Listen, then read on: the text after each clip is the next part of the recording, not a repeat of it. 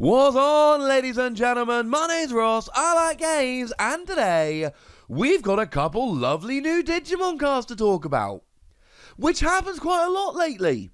And you will hear no complaints from me. You will see some similarities in the cards that have been revealed today.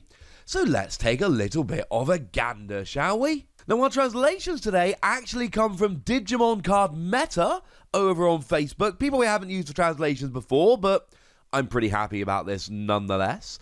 And what we've got is a couple of Digimon that are really there to try and help Malomyotismon. So first of all then, we've got Mummymon. Mummymon is a level 5 Digimon. And what we've got here is a 7 cost to play normally, which is fine. It's kind of on the lower end. It's fine, alright, it's about standard. 3 cost to evolve is what we expect from a level 5, and 7,000 power is alright. Not terrible. This is about what we would expect from a level 5. It's pretty much right there in the middle. But in terms of a skill, this one looks good. What we've got is a non-inheritable skill that when you attack, you reduce your memory by 3, and then play a Malomyotismon from your trash without paying its cost. After that, delete this Digimon. Now, there is a very big question here in terms of rulings, and the question is, well, hang on a second. What happens if you're attacking a security or you're attacking a resting Digimon? Do you still take out the resting Digimon? Do you still get that security card gone? Or is it too late? And I believe it's too late. And the reason essentially is this. When you attack, the attack skills come in first. Which is to say, before you take out a security card, or before you actually take out a resting Digimon, you fully resolve the skill, the attacking skill. So you lose free memory, and we've seen this before as well. Even if losing free memory would put it to your opponent's turn, you finish resolving the skill before it goes to your opponent's turn. And then you would play the Malomyotismon, assuming that you have one in your trash. And then you delete the Digimon, and then the attack happens. But by the time the attack happens, whether that's against a resting Digimon or a security Digimon, it's too late. You're not there to attack anymore. So yes, you do get to play a Malomyotismon for free, which is awesome. No one's arguing against that. But there are downsides. You've got to give up the memory, and you've essentially got to delete yourself in the process. Shall we say that's not terribly ideal? Now, we can make this work for us a little bit. We've got the Arukenimon from Ultimate Power. When one of your other Digimon is destroyed, you gain a memory. And this is a Digimon that will be destroyed on your turn, so that's kind of cool. And we've got the Gabumon that's got an inheritable skill, whereby when you're destroyed, you get to draw 2 cards and then discard a card from your hand. So you could evolve from this here, and when you're deleted, you get the bonus. Pumpkinmon does have the same skill, but being a level 5 means you will struggle to evolve that level 5 into this level 5. So my point is, yes, you've got to delete yourself in order to actually use this skill, but you can make it work for yourself, and that's kind of awesome. So you're essentially playing a Malomyotismon here, and you're only paying free memory to do so. I cannot be the only one that thinks that sounds like a pretty good deal. And given that it should be a 13 cost to play normally, or a 5 cost to evolve, clearly this is a much cheaper way of doing it. Now, we will chat about Malomyotismon in a minute, but we do need to mention the other one here, Arukenimon, and apologies if I'm pronouncing that terribly. But what we've got here is another Digimon with kind of similar skills, or stats, both in fact.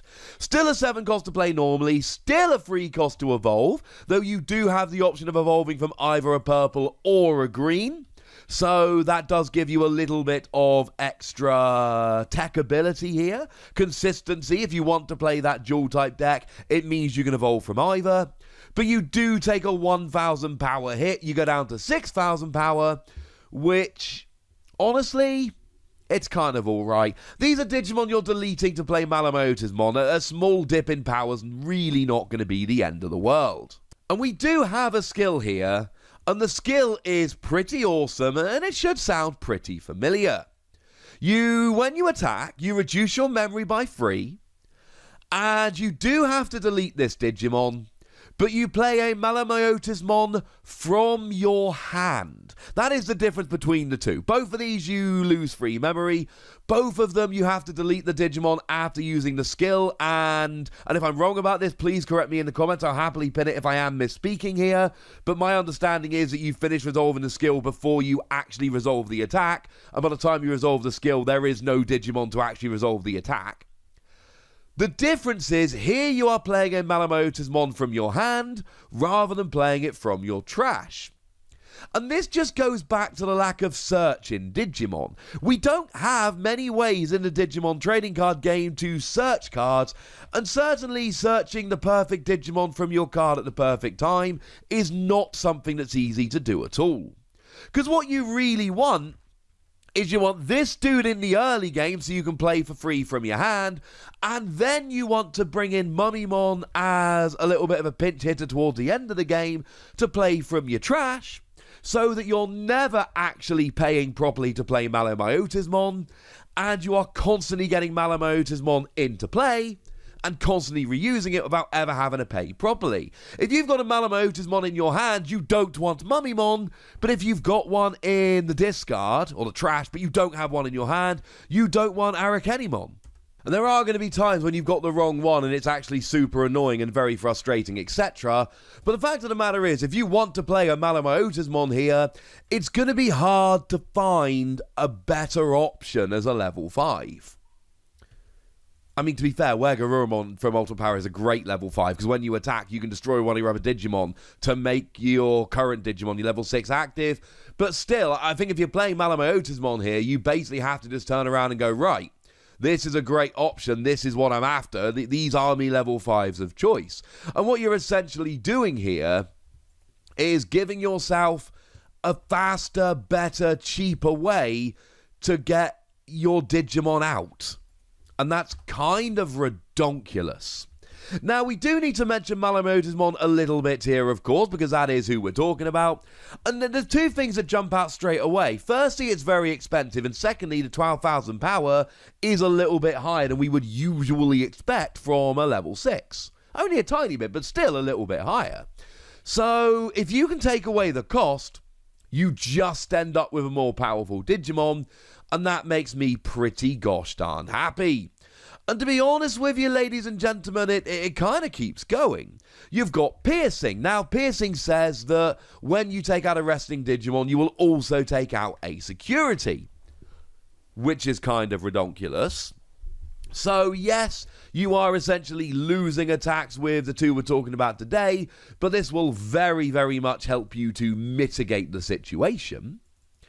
And then you've also got a fairly ridiculous skill coming in, whereby on either player's turn, if your other Digimon or your opponent's Digimon are destroyed, you gain 1 memory for each Digimon destroyed.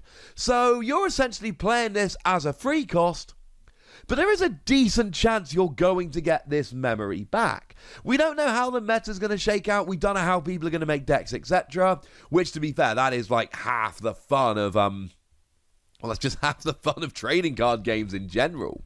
But I'll tell you something for nothing, ladies and gentlemen. This, if it really is as we read it, has the potential to just be an absolutely redonkulous, over-the-top, brilliant skill, because it's not limited to once during the turn. You are just, during either player's turn, whenever any Digimon goes away, you get 1 Digimon for each memory deleted. It's ridiculous. And I do think that Malomyotismon is good enough that people are going to want to play a Malomyotismon deck. And if people are going to want to play a Malomyotismon deck, clearly, obviously, this is going to be one of the things they really want to use here. This seems like an absolute no-brainer. What we've basically got here are 2 cards that are just making everything else better. And we've already talked about Malomyotismon. I'll link this in the description. That's a video which has proven to be fairly popular up to now. And people are getting a little bit excited about Malomyotismon, and now we're basically playing it more easily and arguably for free. I mean, doesn't take a genius to figure out that this could end